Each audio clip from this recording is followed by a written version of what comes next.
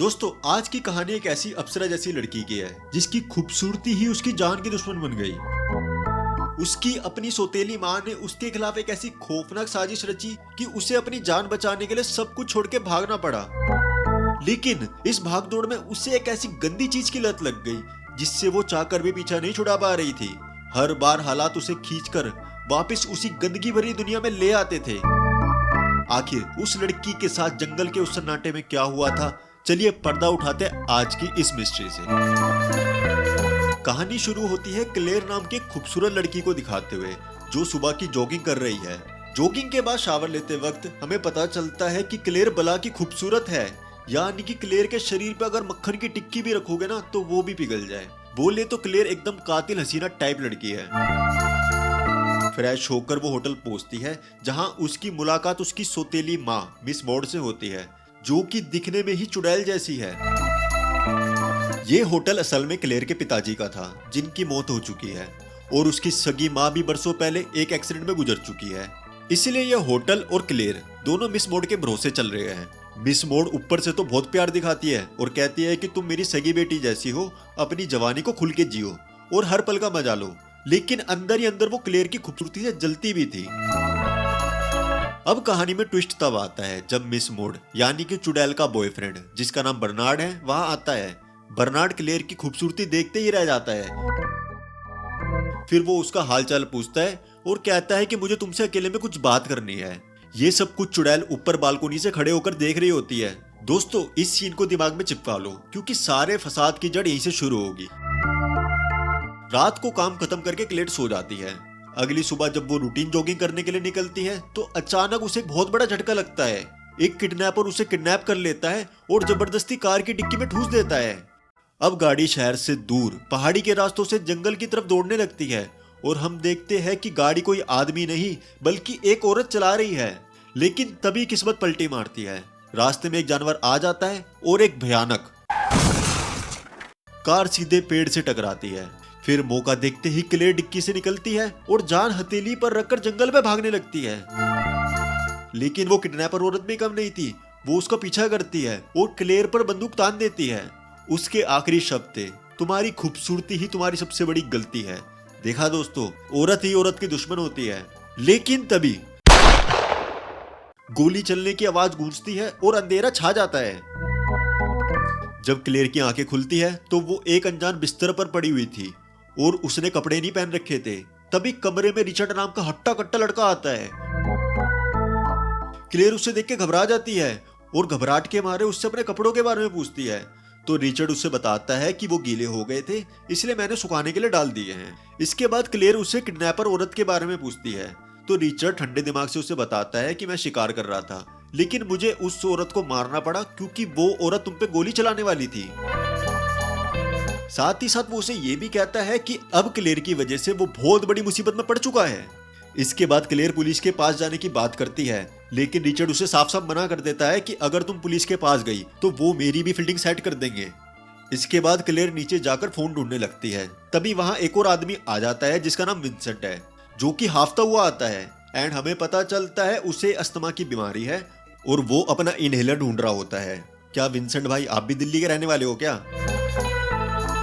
फिर वो क्लेयर से पूछता है कि तुम कौन हो तो क्लेयर उससे अपने बारे में कुछ भी नहीं बताती।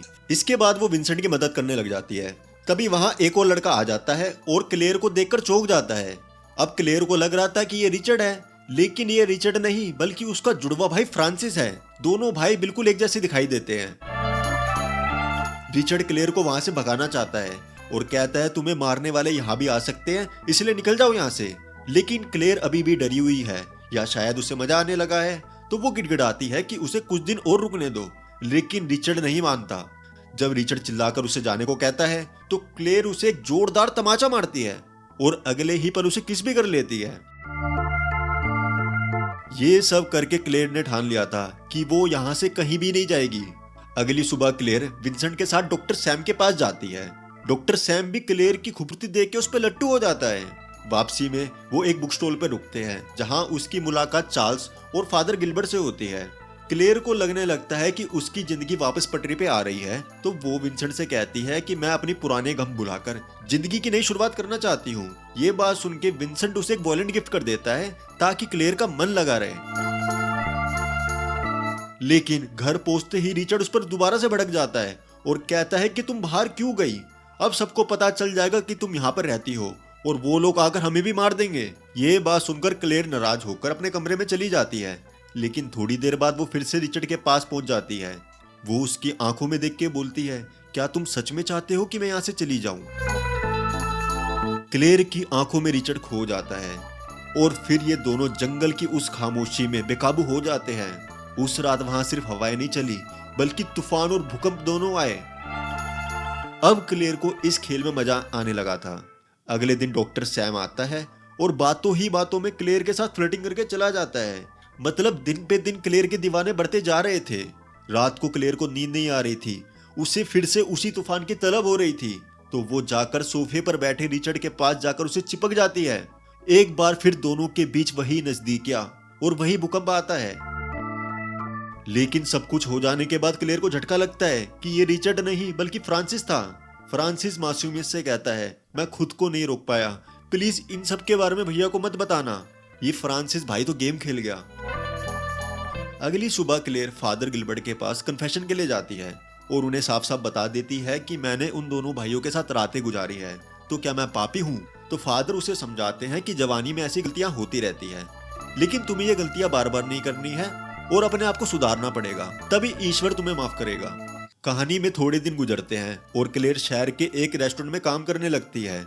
फिर वो अपनी माँ यानी कि चुड़ैल को फोन करती है, लेकिन फोन कट जाता है। अब हम कहानी में 7 दिन पीछे जाते हैं ताकि आपको असली सच पता चल सके।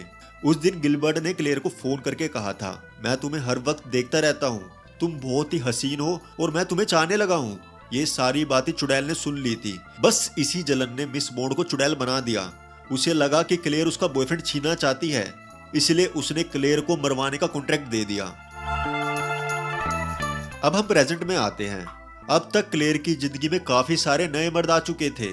तभी कहानी में एक और लड़के की एंट्री होती है, चार्ल्स का बेटा क्लीमेट, जो कि कराटे सिखाता है। एंड हमें पता चलता है कि वो भी क्लेयर पर फिदा है। साथ ही साथ डॉक्टर सैम भी लाइन में है। ये सारे मर्द किसी भी तरह से क्लेयर के साथ सोना चाहते हैं। एक रात पार्टी में क्लीमेट एक बदतमीज आदमी को पीटकर क्लेयर का हीरो बन जाता है। उसी रात सैम क्लेयर को घर छोड़ने जाता है। रास्ते में जंगल आता है और बातों बातों में क्लेयर सैम की तारीफ कर देती है, तो सैम गाड़ी रोक लेता है और क्लेयर उसे भी नहीं बख्शती। कार के अंदर फिर से तूफान और भूकंप के मजे लिए जाते हैं। दूसरी तरफ चुड़ैल को पता चल जाता है कि क्लेयर अभी भी जिंदा है, तो वो एक दुखी माँ का नाटक करते हुए क्लेयर तक पहुंच जाती है और फादर उसे क्लेयर से मिलवा देते हैं। क्लेयर अपनी माँ को देखकर बहुत ज्यादा खुश होती है। बेचारी क्लेयर को अंदाजा भी नहीं है कि ये चुड़ैल उसे लेने नहीं बल्कि मारने के लिए आई है। इसके बाद चुड़ैल एक सेब के अंदर जहर का इंजेक्शन मिला देती है, यानी कि क्लेयर को मारने की पूरी प्लानिंग कर रखी है इसने। फिर संडे को वो क्लेयर को पिकनिक पे ले जाती है। इसके बाद वो जहरीला सेब क्लेयर के हाथों में दे देती है। क्लेयर उसे खाने ही वाली होती है कि तभी वहां क्लीमेट आ धमकता है, जिससे चुड़ैल घबरा जाती है और सेब को वापस छीन लेती है और कहती है, मुझे तुम्हारे साथ अकेले में टाइम बिताना था, मगर कोई कबाब में हड्डी बन जाए, मुझे ये सब अच्छा नहीं लगता। ये बात क्लीमेट को बुरी लग जाती है और वो गुस्से में वहां से चला जाता है। क्लेयर भी गुस्से में वहां से चली जाती है और इस तरह से चुड़ैल का प्लान फेल हो जाता है। क्लेयर किसी तरह से क्लीमेट को मना लेती है और उसका मूड बनाने के लिए वो झरने के नीचे क्लीमेट के साथ नहाने लगती है और वहां पे भी वो बाज नहीं आती और क्लीमेट के साथ पानी के अंदर तूफान खड़ा कर देती है। वहीं चुड़ैल दूर से ये सब देख रही होती है और क्लेयर को इतना खुश देख के वो पूरी तरह से जल जाती है। इसके बाद क्लेयर को इतना खुश रहता हुआ देखकर चुड़ैल से सबर नहीं हो रहा था। वो किसी भी तरह से क्लेयर को मारना चाहती थी, इसलिए एक दिन वो उसे एक पार्टी में ले जाती है और वो क्लेयर के ड्रिंक में जहर मिला देती है, मगर इस बार क्लेयर उस ड्रिंक को पी लेती है। ड्रिंक पीते ही उसे चक्कर आने लगते हैं। फिर क्या, फिर चुड़ैल उसे सहारा देने के बहाने बाहर ले आती है और गाड़ी में बिठाकर पहाड़ी की चोटी पर ले जाती है। वहां जाकर चुड़ैल का असली चेहरा सामने आता है। वो क्लेयर पर चीखने लग जाती है और कहती है, तुझे कोई हक नहीं है इतना खूबसूरत होने का। तेरी खूबसूरती के चक्कर में मैंने अपने बॉयफ्रेंड को खो दिया है।